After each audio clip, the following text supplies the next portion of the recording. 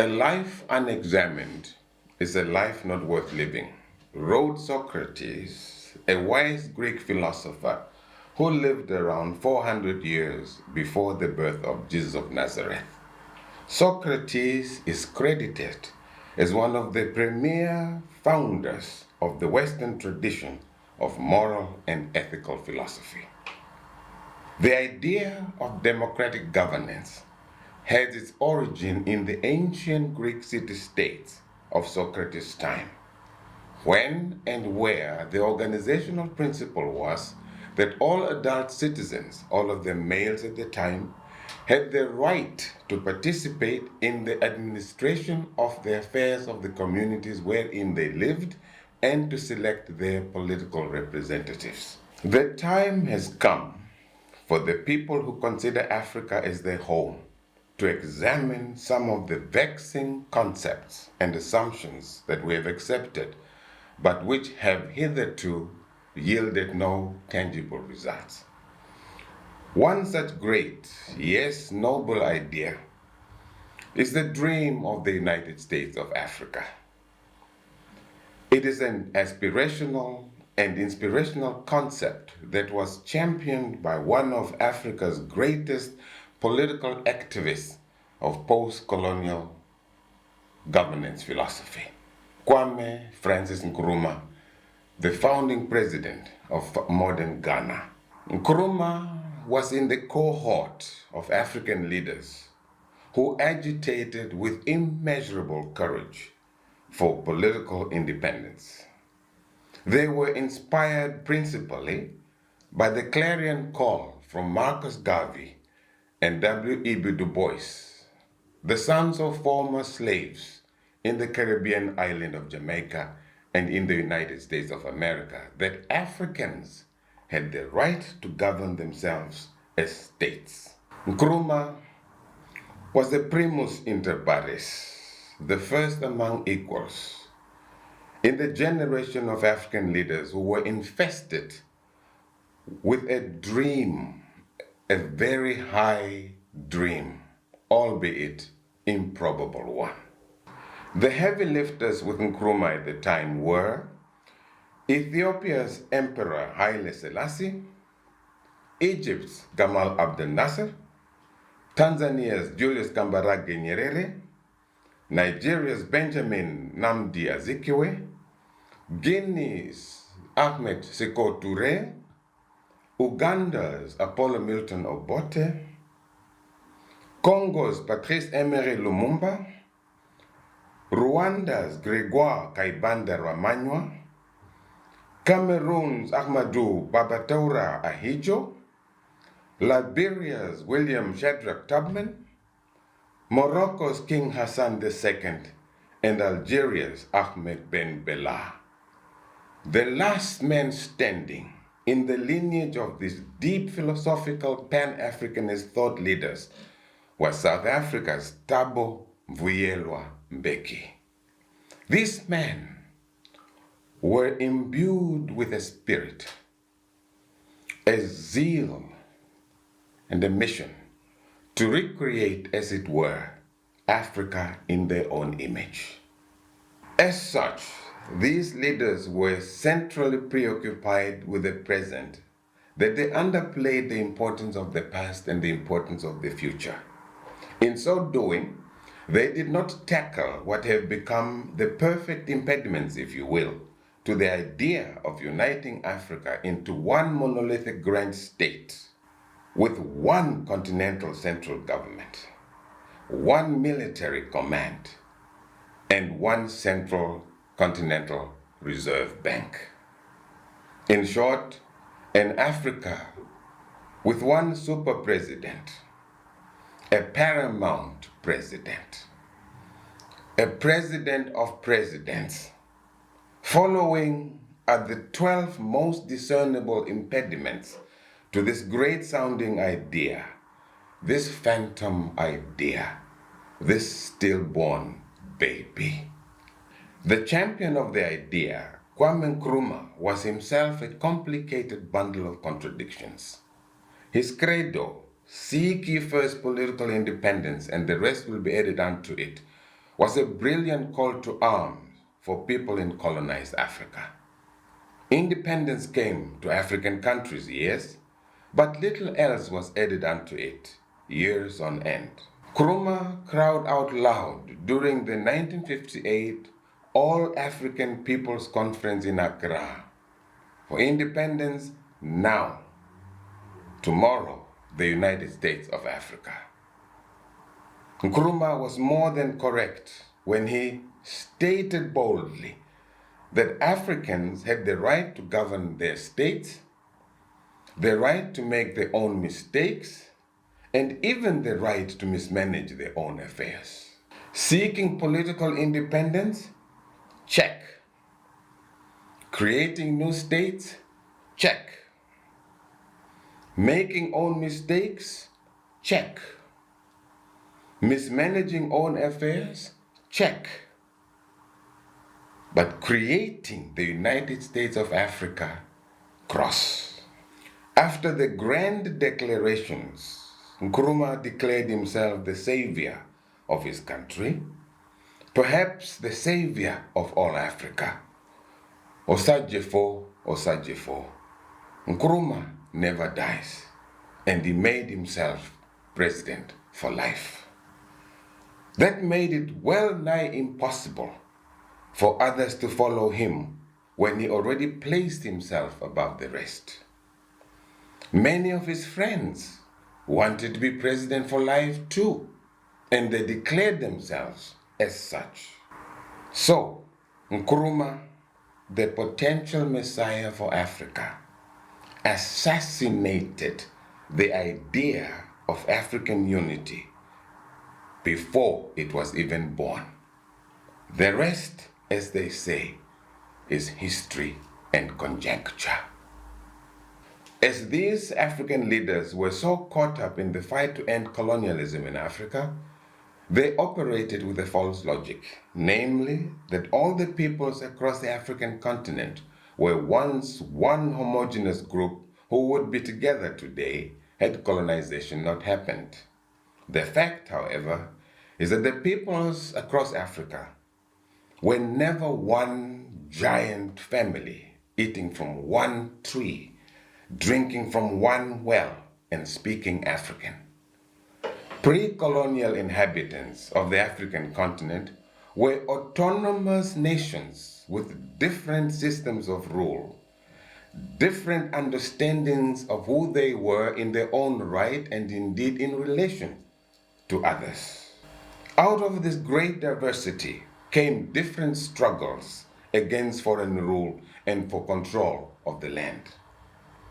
To be sure, the liberation struggles across the African continent were never really fought to unite Africa, but against foreign rule and racist oppression. There is no desktop evidence that once political freedom was attained, another struggle would follow with equal vigor and solidarity to return Africa to the unity it never had. Our leaders hitherto never really set out to unite Africa. Pan-Africanism is more of a talk than action. For instance, when African leaders of today are summoned to attend summits abroad in the name of Africa, be it US-Africa Summit, EU-Africa Summit, Brazil-Africa Summit, India-Africa Summit, China-Africa Summit, and even Turkey-Africa Summit, African leaders do not go for Africa, but for their individual countries. At these summits, our African leaders trip over one another to take photos with the host in the scramble to be a better beggar than the others.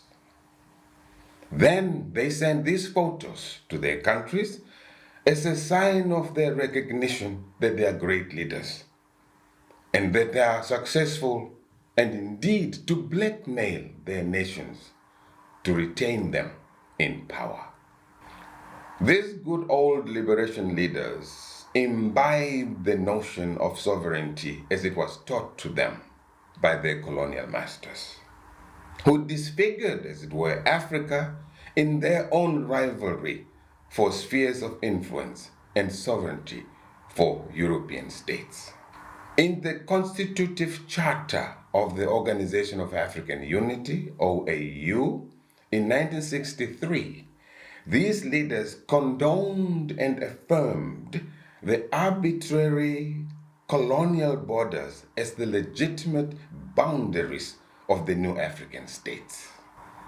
They got trapped in another false logic, namely that the African identity was a consequence of European adventure and misadventure. Henceforth, the discussion of African unity really became the habit of those attending the annual summits of the Organization of African Unity, now the African Union, which is to all intents and purposes a trade union for African heads of state. Not one of the African leaders who articulated different versions of Pan-Africanism was prepared to surrender power over their nations to a great government for all of Africa. In fact, one of the undercurrents that filled the space when there was more commitment to the unity of Africa in Addis Ababa in May 1963 was the difficulty of determining a formula by which the chief president of Africa would be selected. At the heart of the split between the Unite Africa Now Casablanca group and the Let Us Discuss Unity Later Monrovia group was about leadership as it was about ideology. To this day, African communities across the board continue to suffer from the debilitating African disease and dis-ease of total inability to manage politics of succession. African societies, wherever they are, invariably go into trauma at times of succession from one ruler to the next. The vastness of the African continent in terms of its land mass, anthropological specificities, historical experiences with foreign occupation, the unequal endowment of natural resources, and indeed the disparate national political outlooks make Africa exceedingly difficult to govern as one unit. The paths that we have traveled to where we are today have left us all with psychological scars and psychic bruises that render us to be as similar as we are dissimilar. Repeat, we are as similar as we are dissimilar.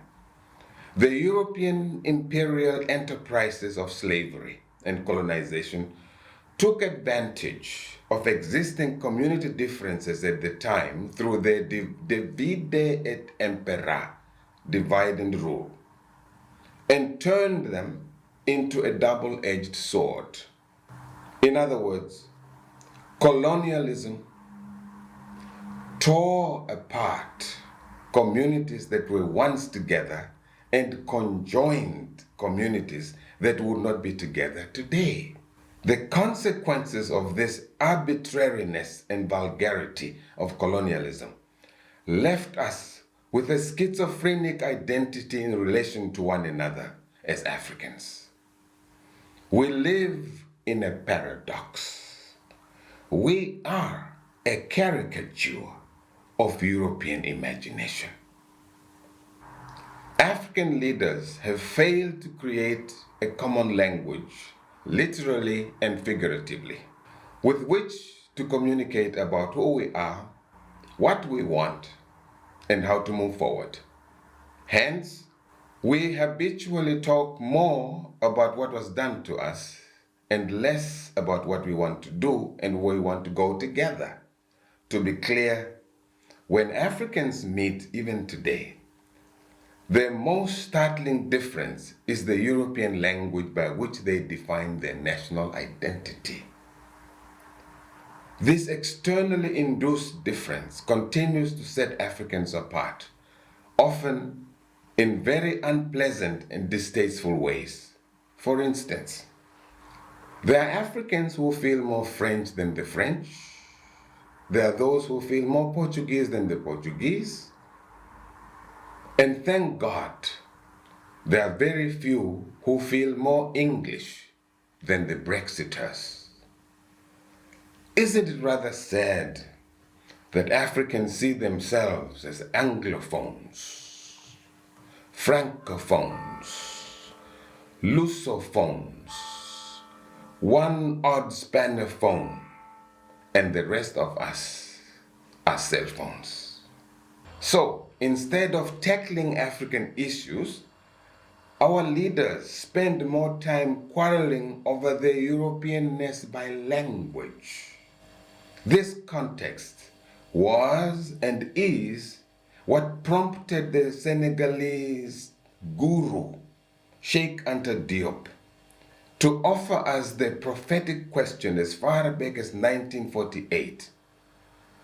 Can there be an African renaissance without an African language? Can there be an African renewal without an African language? Language matters in human affairs. Words matter. Concepts matter. Grammar and syntax are tools with which we as human beings paint our past and our experiences. It is how we express our deepest fears and aspirations, indeed our despair, our hope, and desires for the future. We cry and pray in language.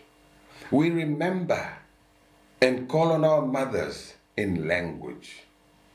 George Floyd, when he could no longer breathe, murmured, "Mama, Mama," calling on his mother who died 2 years earlier.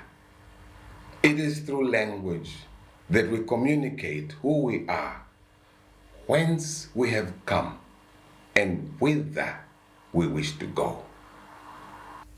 Considering the myriad of challenges and woes that Africans must deal with today just to exist and to survive in the here and now, we must wonder whether it is fair to expect them to wish for a giant government somewhere in the middle of the African continent, in Kinshasa or Bangui, when they are struggling to have peace with the small governments that have their knees on their necks right now. No African head of state, self-proclaimed or elected, had ever asked his or her nation whether they desired to be more than what and who they are. No African leader has taken the trouble to ask their nation whether they wish to be more African than Cameroonians, Tanzanians, Kenyans, Liberians, or South Africans. No African president or king made the necessary effort to mobilize their nations to start working towards the idea of a united Africa. So, this African unity is in all fairness a locker room talk among African heads of state when they are away from home or when they parade their visiting peers. For the most part, like my teacher, Ali Mazrui, may his soul rest in perfect peace, pointed out more than 6 decades ago, that African unity was stronger when there was a European oppressor or colonizer as a common enemy. Once the outside oppressor left, African unity as such headed for the door as well. We tend to forget that to have been colonized is neither a competency nor a disability. Other nations were colonized too, to a greater or lesser degree. But they got out of their colonized conditions and are now living better as nations and societies in their own rights. It takes more to build a civilization than to sing the chorus of colonization and perpetual victimness. Africa must find her own competitive advantage, leverage it, and create her own instruments to incubate the Africa that is waiting to be born. The opportunities and possibilities are there and plenty. We only need to think and act differently if we want to make Africa the player that she deserves to be in world affairs. As Steve Biko would put it, Africa needs to do things as if it is only Africa that matters and stop asking for approval by others. In other words, it's no longer about thinking outside the box, but thinking without the box, ignoring the box altogether. It's about engaging in intellectual disputation of existing truths that takes us to a point at which we recognize that the box might be the problem after all. Africa has lost touch with her own relationship with God, the creator of Africa, as the cradle of humankind. We are the only civilization which must reach God through the dictionary. Africa is under the total onslaught of the Bible, the Quran, and the smoky calabash with human bones in it. The Quran turned Africans to pray and chant in a language they do not speak to their children. The Bible was used as a tranquilizing drug to minimize native revolt against colonial oppression. Now, versions of the Bible are used by the latter-day African apostles, prophets, and herbalists, the so-called men of God, to prophesy doom and false miracles and prosperity as they desecrate spaces of worship which they turn into centers and shrines of self-enrichment, fear-mongering, and debauchery. The absence of our own God leaves us with a culture of no self-pride, no self-confidence, no astuteness, and no attunement to our own realities. As such, we are unable to commence a strong futuristic conversation inspired by reasoning and robust intellectual exchange of ideas towards a better self-understanding and towards solutions.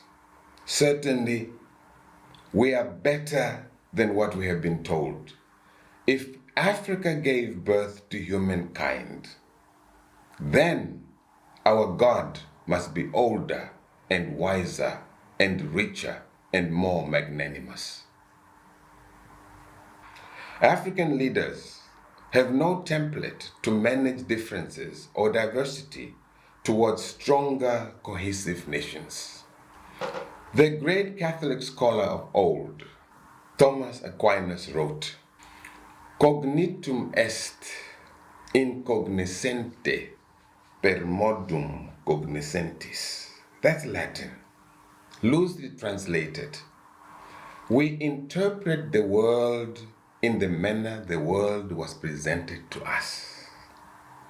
We see things as things were named for us. We read the alphabet as we were taught the alphabet. Some are taught A, B, C, D, E. I was taught A, E, I, O, U, skipping a whole set of letters such as C, L, and Q, because these letters do not exist in my language. It means that we live in an Africa which is not what it would have been if its own self-development was not intercepted. We are not what we were, Despite the different worlds behind us, however, we can still communicate. We are a new generation of Africans that can and must get along better. Black, white, and brown, even yellow.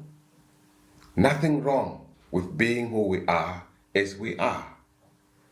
We need to become better citizens where we are. How else would we participate in greater Africa if we cannot participate meaningfully in the nations where we are citizens? All politics is local, warned one famous American congressman. There is this urban legend of a multinational rescue team that the United Nations put together and dispatched to a foreign land that was hit by a natural disaster in the ocean. The rescue team comprised different nations and ethnic groups, including a few Africans.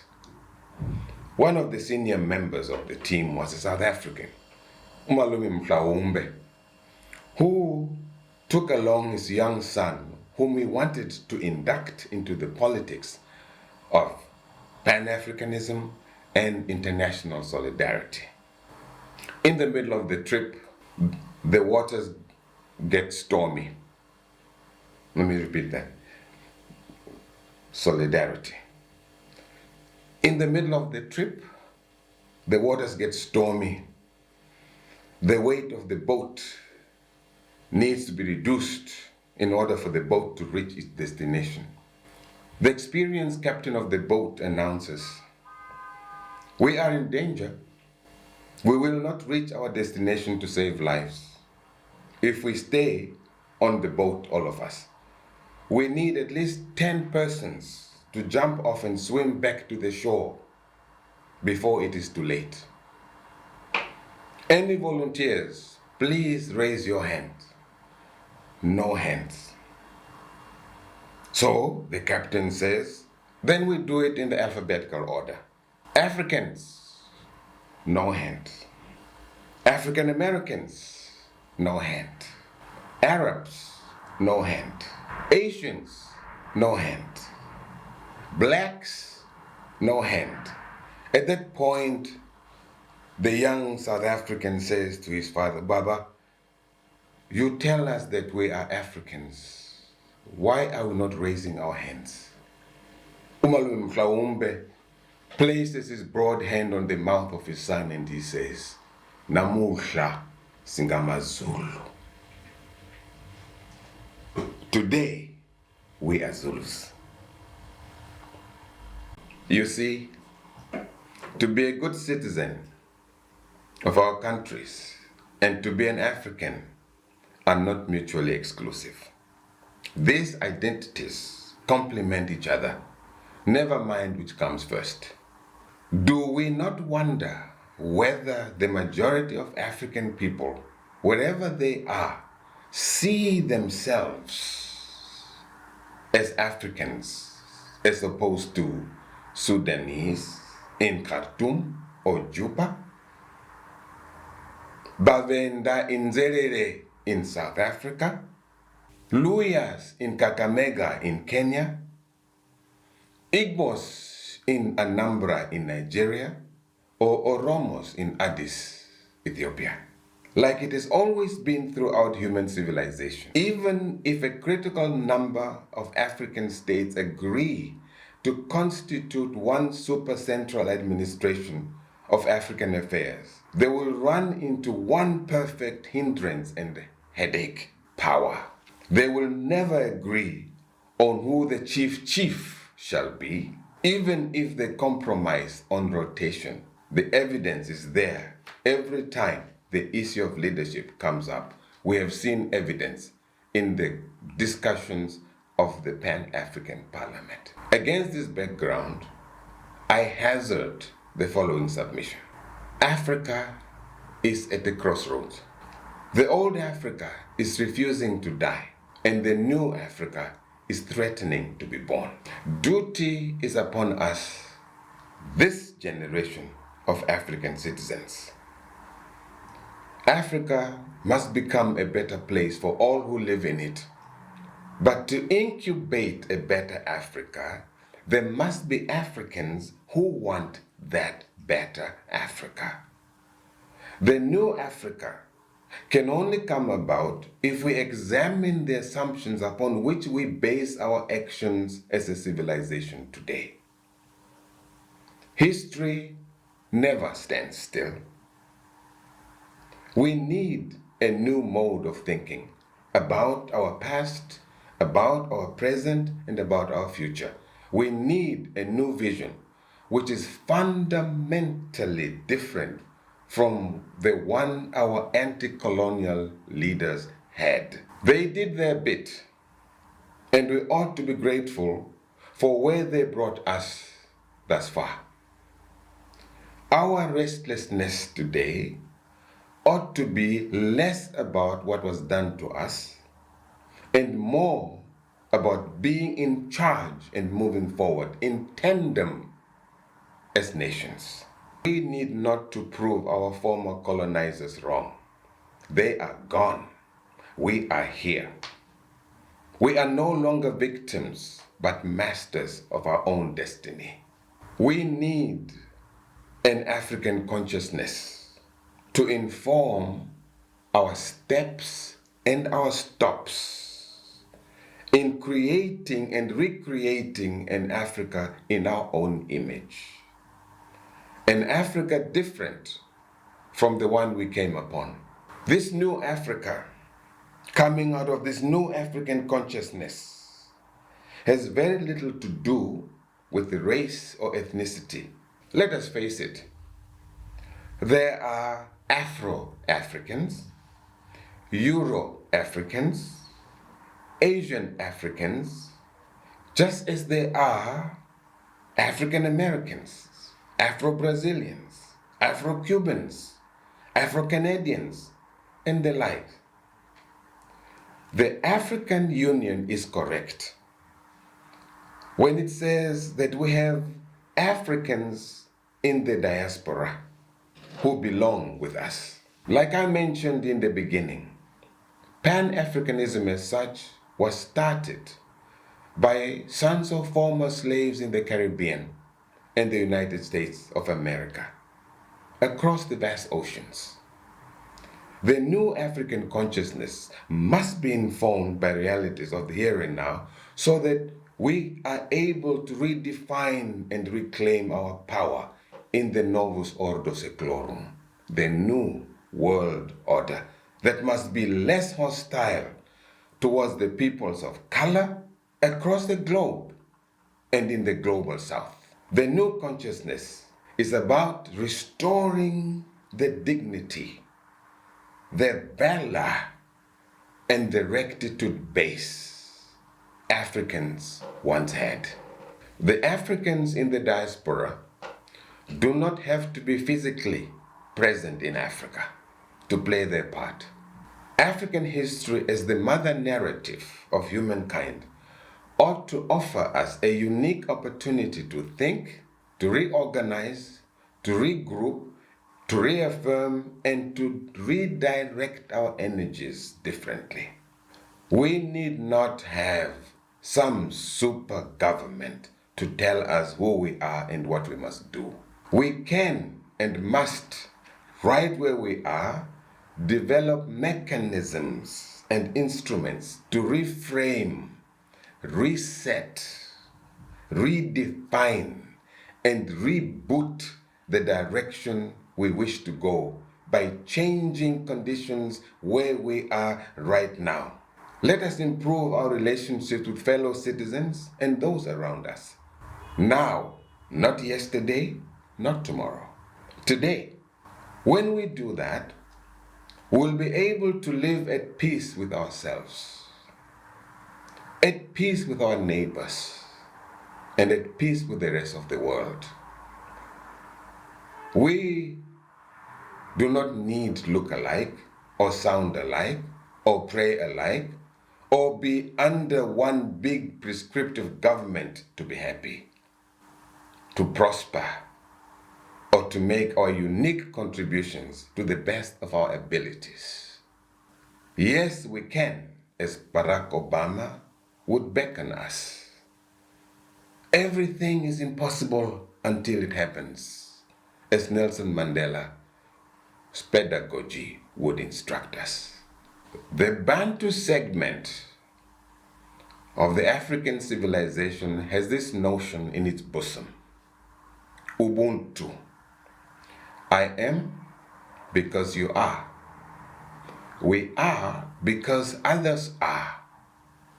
We treat one another in ways distinctly different from the way we treat animals, plants, or possessions.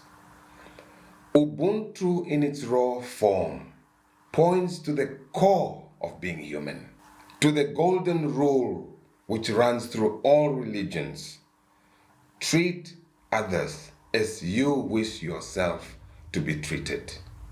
Yet, Ubuntu unexamined inhibits individual creativity, ingenuity, and indeed impedes progress.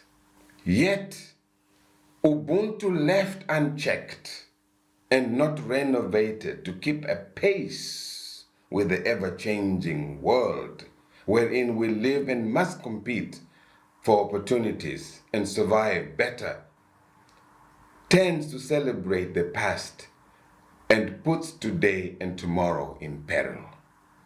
Ubuntu can easily make us focus only on our immediate families and tribes and treat those around us as the others, whose rights are less than ours. We are definitely better and more than we have been thus far. We need to learn to box clever, as Muhammad Ali would put it. We need to be woke. The world owes us nothing. No government, big or small, needs to tell us how to be more humane to one another. Nice sounding, anti-colonial, pro-black slogans will not take us out of our condition of helplessness and hopelessness. Pretending to be the same does not take us anywhere either, as the situation on the ground proves otherwise. Prayer and fasting will not help us create the Africa we want and need. Again, there is no evidence that people in Uganda desire to move to Mozambique, that my friends in Trinidad and Tobago want to move to Congo. The folks in unhappy Haiti have no desire to move to Rwanda. All they wish for is better life and change right where they are. Mind you, the idea of home is more organic for Africans than it is perhaps in other cultures. For Africans, home is not only a place of birth, but also a place of memory, a place of final rest. It is both important and necessary that we change things where we are, where our memories live, and where we wish to have our final sleep. It is indeed our duty in God's events to make a better tomorrow, right where we are right now. All we can do is take into tomorrow the best of ourselves. We need a new mindset to be, to do, and make things happen. We don't need a post-colonial mind. We don't need a decolonized mind. We don't need a post-anything mind, because that is being reactive rather than proactive. We need to be and think and do things moving forward. It is our time to generate a new African mind and consciousness that can propel us to think continentally, as it were, but act locally. If you will, Africa needs a new ideology to power our motion moving forward. An ideology informed by our unique experiences, monitored by a hierarchy of ethics and values that make us stronger instead of weaker, united instead of disunited, creative instead of dependent upon others to do and think and dream for us. Our business is the future, not the past. Another Greek of old, Agathon, wrote, "Not even God can change the past. Ours is the future." Only more enlightened and empowered citizens of African states and nations can build a new Africa. African politicians, I'm afraid, have failed. We need a new direction, with new institutions to carry the dreams beyond individuals. Let us remember, institutions are built by men, not born by mothers. Development is a consequence of clear-eyed planning, not prayer with closed eyes. Progress is the result of collective effort and does not come from false prophecies, from pastors who thrive on orchestrated miracles. Nation building is the enterprise of men and women who transform nations from good to better, not dispensers of fear, self-doubt, self-pity, and self-hate. This road less traveled needs a deliberate process of conversation and conscientization about and towards our appointment with destiny. Towards that point, when and where we are ready to redefine, reframe, reaffirm, redirect, reset, and reboot our own movement to recreate our own world. Yes, a world wherein the African people across the globe are both agents as well as agencies of change. This is urgent. And with all due respect, the United States of Africa can wait.